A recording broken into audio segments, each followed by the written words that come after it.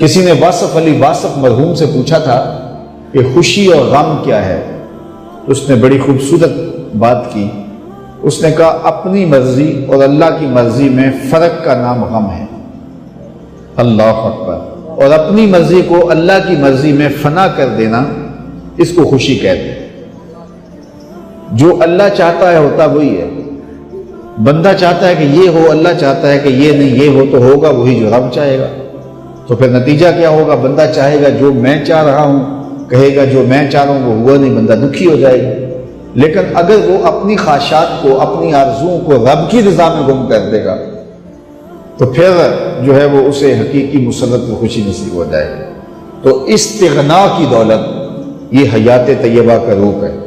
تو حضرت امام قرطبی لکھتے ہیں کہ فَلَنُحْيِيَنَّهُ حَيَاةً طیبہ کا معنی ہے کہ استغنا کی دولت مل جائے. اور یہ دولت اللہ تعالیٰ اپنے بندوں کو دیتا ہے اعمال صالحہ کے نتیجے میں. راوی کا کنارہ ہے، ایک فقیر ریت کے اوپر بیٹھا ہوا ہے. شاہ جہاں وہاں سے گزرا اور فقیر نے التفات نہیں کیا. بادشاہ کے ساتھ خدام تھے، زرق برق پوشاکوں میں ملبوس نوکر تھے، پورے شاہی تم تراک کے ساتھ جا رہا تھا.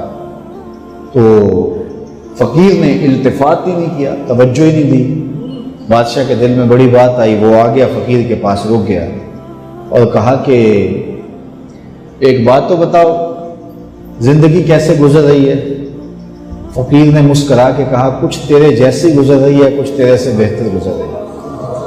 بادشاہ سمجھا کہ یہ مجھے پہچانتا نہیں ہے کہ میں کون ہوں، میری شخصیت کیا ہے. اسے کیا پتہ تخت و تاج کی زندگی کے کیا مزے ہیں، شاہی محلات کی آسودگیوں کا اسے کیا علم ہے. اس نے کہا مجھے جانتے ہو؟ کہا ہاں تم شاہ جہاں ہو، ہندوستان کے بادشاہ ہو.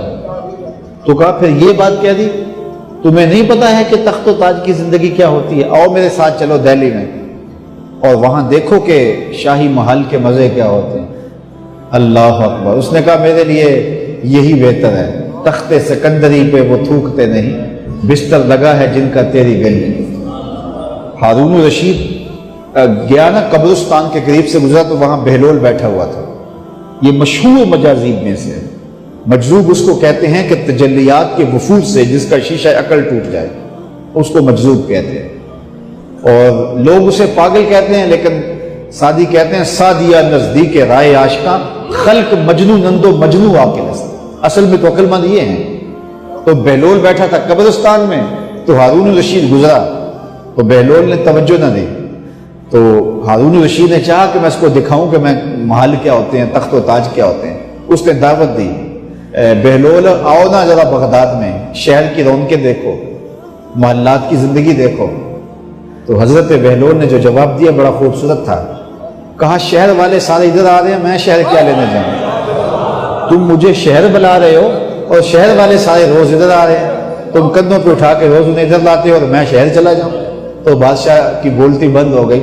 تو کہا کہ بتاؤ یہ تم نے جو کہا کہ کچھ زندگی تمہارے جیسی گزر رہی ہے، کچھ تم سے بہتر گزر رہی ہے، یہ بات میری سمجھ میں نہیں آئی. تو اس فقیر نے کہا کہ بادشاہ جب رات کو تم سوتے ہو تو پھولوں کی سیج پہ سوتے ہو نا، اور میں ریت پہ سوتا ہوں. جب آنکھ لگ جاتی ہے تو تمہیں بھی نہیں پتا ہوتا میں کہاں سویا ہوں، اور خبر مجھے بھی نہیں ہوتی کہ میں کہاں سویا ہوں. اس وقت تیری اور میری زندگی ایک جیسی گزر رہی ہے. اور جب سحری کے لمحے ہوتے ہیں، تم سو رہے ہوتے ہو، میں اٹھ کے مصلی بچھا لیتا ہوں اور میری وہ زندگی تیری زندگی سے بہتر گزر رہی ہے. تو استغنا کی دولت اگر مل جائے فَلَنُحْيِيَنَّهُ حَيَاةً طَيِّبَةً، تو یہ ستھری اور پاکیزہ زندگی ہے. جو انسان اچھے عمل کرتا ہے اللہ اس کی طبیعت میں استغنا پیدا کر دیتا ہے. وہ للچائی ہوئی نظروں سے دنیا کو نہیں دیکھتا، اس کی نظر کے اندر ہرس کا پانی نہیں ہوتا، وہ خواہشات کا اسیر نہیں ہوتا، بلکہ اس کی زندگی طمانیت میں گزرتی ہے، وہ اللہ کی تقسیم پہ راضی ہو جاتا ہے. حضور نبی رحمت صلی اللہ علیہ وسلم کا ایک فرمان سنیے. حضور نے فرمایا انظروا الی ما اسفل منکم. حضور نے ارشاد فرمایا جو اپنے سے نیچے ہے اس کو دیکھو، تم سوکھے ہو جاؤ گے، دکھی نہیں ہوگے. اپنے اوپر دیکھو گے تو دکھی ہو جاؤ گے، میرے پاس یہ بھی نہیں ہے، میرے پاس یہ بھی نہیں ہے، میرے پاس یہ بھی نہیں ہے. لیکن اپنے سے نیچے دیکھو، تم 5 مرلے کے مکان میں رہتے ہو تو دیکھو وہ بھی جو جھونپڑیوں میں رہتے ہیں، تو تمہیں سکھ ملے گا، تم وہاں آسودہ ہو جاؤ گے. لیکن تم 10 کنال کے بنگلے میں بھی رہتے ہو، لیکن آگے دیکھو گے کہ فلاں ایکڑوں میں رہتا ہے تو آپ کے لیے وہ بنگلہ بھی تنگ تنگ دکھائی دے گا۔ تو اوپر نہ دیکھو، نیچے دیکھو، نیچے دیکھو گے تو سوکھے رہو گے۔ زندگی سوکھی گزارنے کا ضابطہ رسول کریم نے بیان کر دیا کہ اپنے نیچے دیکھو، اپنی مٹی پہ ہی چلنے کا سلیقہ سیکھو، سنگ مرمر پہ چلو گے تو پھسل جاؤ گے۔